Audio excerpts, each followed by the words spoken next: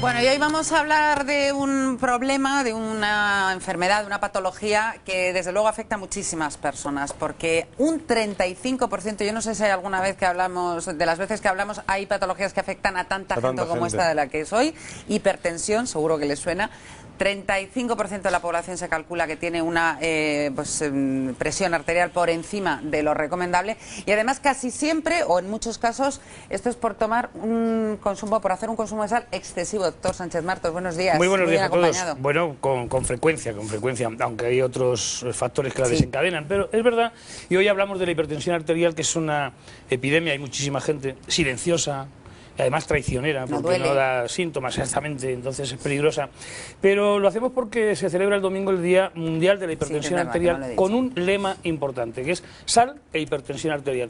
Y yo he estado buscando a ver, porque claro, yo no puedo saber de todo, y he buscado pues, a ver qué expertos, y bueno, he puesto yo expertos de hipertensión, y siempre sale lo mismo, siempre sale el profesor Arturo Fernández Cruz, a quien le doy la bienvenida. Buenos días, muchísimas gracias por estar con nosotros. Bienvenido, gracias. Profesor Arturo Fernández Cruz es catedrático y jefe de servicio de medicina interna del Hospital Universitario San Carlos, de la Universidad Complutense de Madrid. Y además, bueno, pues aunque les parezca a ustedes mentira, porque él tiene un pelo y yo tengo otro, y él parece más joven y yo parezco mayor, pues resulta que es mi maestro. Y entonces, pues como es mi maestro, hoy me siento especialmente orgulloso de que haya podido hacer un huequecillo en su agenda y que su discípulo, que soy yo, pues tenga la suerte de disfrutar de sus enseñanzas aquí con todos ustedes y con todos vosotros en el programa. Muchas gracias, profesor. Yo creo que lo primero es intentar definir, de forma que nos enteremos todos, qué es la hipertensión arterial y sobre todo cómo se puede diagnosticar de forma precoz. Doctor. Bueno, yo creo que la tensión arterial no necesita mucha explicación, no es el lenguaje críptico que utilizamos los médicos, es la elevación de una constante que tenemos los seres humanos y que está adscrito a las cañerías, pues la gente lo entiende con una manguera. Si tú obstruyes un poquito la salida del agua de la manguera, pues se produce una tensión hacia atrás, y eso es en realidad la tensión arterial elevada. E igual que se produce ese zigzagueo que parece una serpiente moviéndose la manguera cuando la obstruyes, que es el caso de aumentar la tensión ahí, pues se producen los mismos efectos en lo que llamamos órganos diana, vitales, como es el cerebro, como es el corazón, como es el riñón, como son las extremidades inferiores, en los cuales se produce obstrucción y lesiones, que la más dramática es la trombohemorragia en el cerebro, que es la más común, y es por lo que se muere la gente en la Comunidad de Madrid por encima de los 65-70 años, particularmente las mujeres. Una cosa, porque uno cuando se va a tomar la tensión a la farmacia, o ahora hablaremos de cómo se tiene que tomar la tensión, que también eso es importante, pero si la tiene alta o por encima de lo normal, una vez ya es que se puede considerar hipertenso, o hay otros factores que dices, bueno, pues la tengo alta, pero puedo bajármela, puedo, en fin, a lo mejor es por los nervios. Esas cosas que se dicen. Sin utilizar un lenguaje complicado, pero yo creo que la audiencia me va a entender muy bien, la tensión arterial es una variable continua, es decir, que se modifica por cualquiera de las situaciones que en el entorno se produzcan. Si aquí de momento se produjera una situación de temor, la tensión se elevaría. Y por lo tanto la gente que estuvo en el fútbol ayer, muchos de ellos pues tuvieron tensiones arteriales muy elevadas en momentos muy determinados del partido. En realidad se muere la gente en el campo como consecuencia de esa situación. Es decir, es muy afectada por la situación estresante que uno viva. Por lo tanto, lo razonable es tomarla varias veces y en situaciones que nosotros consideramos estándares de reposo que garanticen que una vez tomada en varias ocasiones, nosotros decimos a lo largo de un mes, 3 veces, permitan documentar que esa tensión está arterial elevada. El profesor Fernández Cruz, además, es el jefe de la unidad de hipertensión arterial y director del área de prevención cardiovascular del Hospital Clínico San Carlos. Quiero decirle, porque él, claro, estaba mirándonos, no está viendo las imágenes que están saliendo mientras que estaba explicando. Mientras que él estaba explicando la hipertensión, salieron unas imágenes de un médico muy querido para él y para mí y para muchos de los que están viendo ahora mismo el programa. Y lo hemos hecho simplemente pues, por un pequeño homenaje al doctor Manuel Luque Otero y un homenaje al doctor Fernández Cruz, ¿no? Yo sé que le tenía un especial cariño.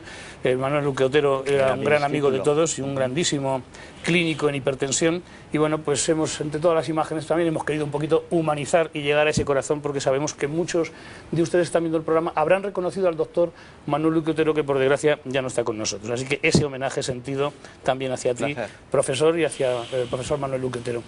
La sal, porque el lema es el de la sal. ¿Es tan peligrosa la sal? Porque habláis también muchas veces de los hipertensos salsensibles. Bueno, a mí me gustaría que la audiencia concibiera las enfermedades como un sistema de adaptación. Darwin descubrió, y ahora estamos en su centenario, el hecho de que las especies de alguna forma heredaban genéticamente una serie de códigos que después se iban reproduciendo de forma sistemática hasta crear el concepto de la evolución. Y él puso un ejemplo brillantísimo, que es los famosos aves pinzones que están en las Islas Galápagos, en Guatemala, en el sentido de que el tamaño y la forma del pico realmente se adaptaba a la situación de sequedad o humedad que tenía que ver con la supervivencia, con la comida, comer nueces, masticar nueces o masticar semillas. Bueno, posteriormente se codificó el gen específico que es capaz de hacer que, una vez expresado, se modifique el tamaño del pico y se haga puntiagudo o se haga muy grosero para poder comer en diferentes circunstancias. Y eso, él no lo conocía, se puede producir en un terreno tan sumamente corto como son 3 meses, 6 meses de pasar de humedad a sequía. Eso que está codificado por un gen que es el BPX4 o otro gen que es la calmodulina, es lo que hace que se exprese en un determinado momento eso, que es el tamaño del pico y su supervivencia. Pues la sal es idéntico. Lo que ocurre con nosotros es que elevamos la tensión arterial como consecuencia de adaptación a un exceso en el consumo de sal.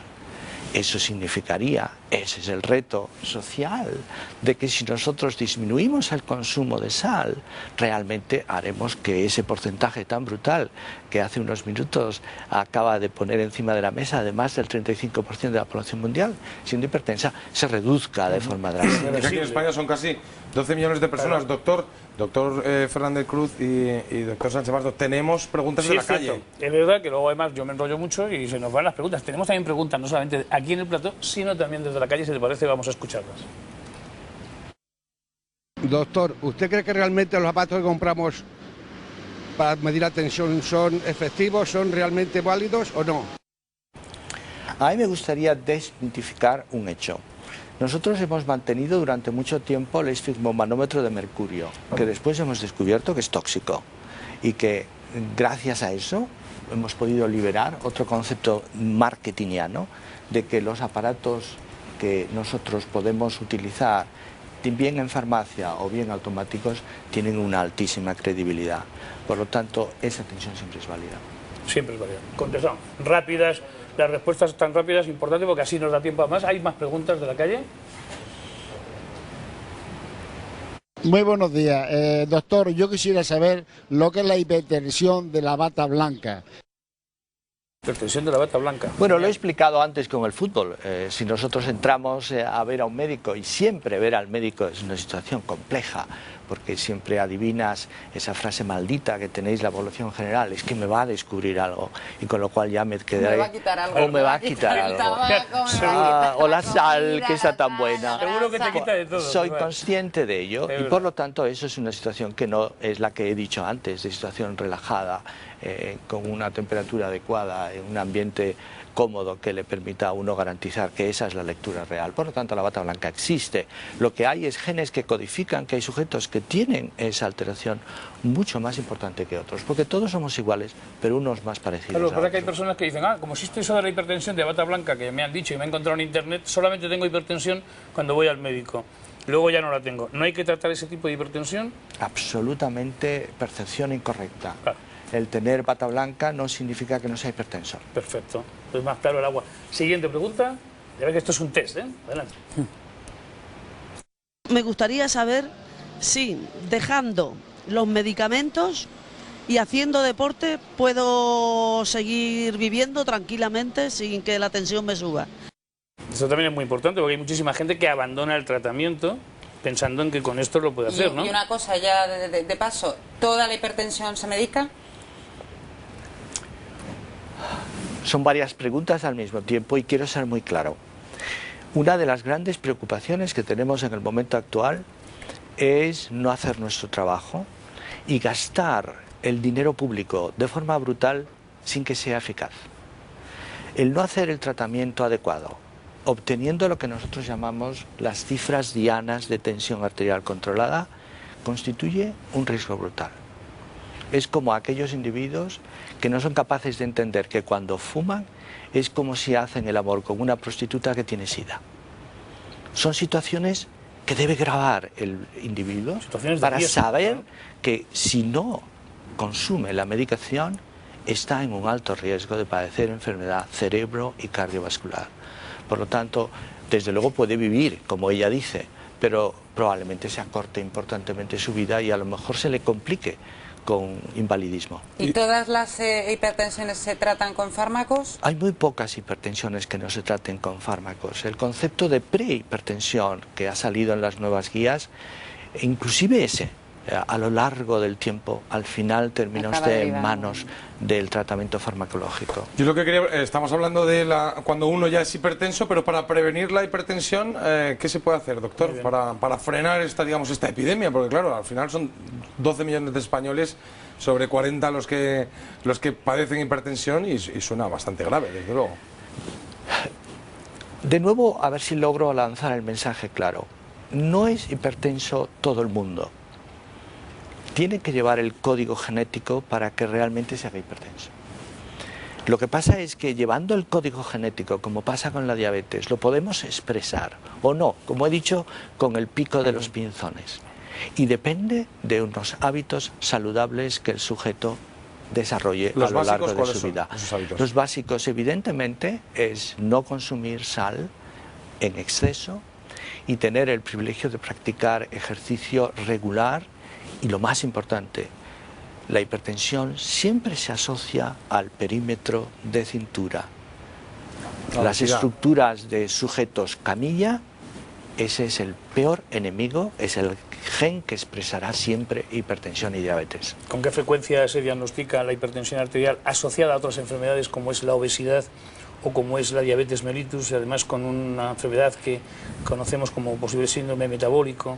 Más del 40% de la población general, y en nuestra unidad de hipertensión, que es una de las unidades de excelencia del país, hicimos este año la revisión y es más del 65% de los pacientes hipertensos que tienen otros factores de riesgo, como el síndrome metabólico, que tiene 5 factores de riesgo adicionales. Muchísimas gracias. De todas formas, siempre el tiempo es oro en la tele, se nos va acabando. Había una web que recordar, Jesús. Tenemos por eso, porque si se han quedado ustedes, seguramente siempre se quedan con alguna duda, ¿no? Porque el tiempo... Pero en fin, si se han quedado con alguna duda, lo que tienen que hacer es introducir sus datos en Internet. Está saliendo una página web, que es la página web del Club del Hipertenso, que además dirige una compañera nuestra, como es la doctora Nieves Martel. Ahí tienen ustedes el teléfono, tienen ustedes la página web, y ahí van a encontrar también pues toda la información, además supervisada por médicos, se pueden fiar de toda esa información. Y ya saben, lo más importante, como dice el profesor Fernández Cruz, pues es la prevención, porque decías antes lo del pico y tal, esto se puede modificar, no es irreversible.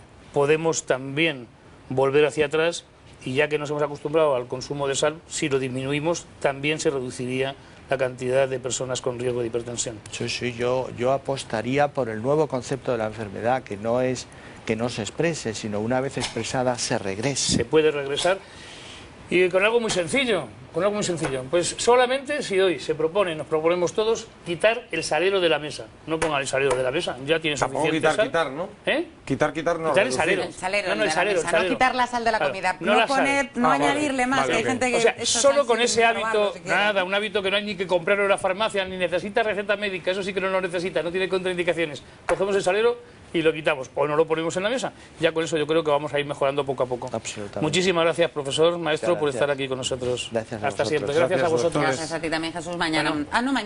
Mañana me voy de fiesta. Mañana San Isidro. Mañana me he visto de sulapo, yo, vamos, seguro. A comer gallineja. Bueno, si quieres bailar un chotis, sí, un día se puede Si tomar. es que le acabo de decir que yo el choti no lo sé bailar. Cállese la mal, pues ya te enseñaré yo, no te preocupes. Venga. Muchas gracias.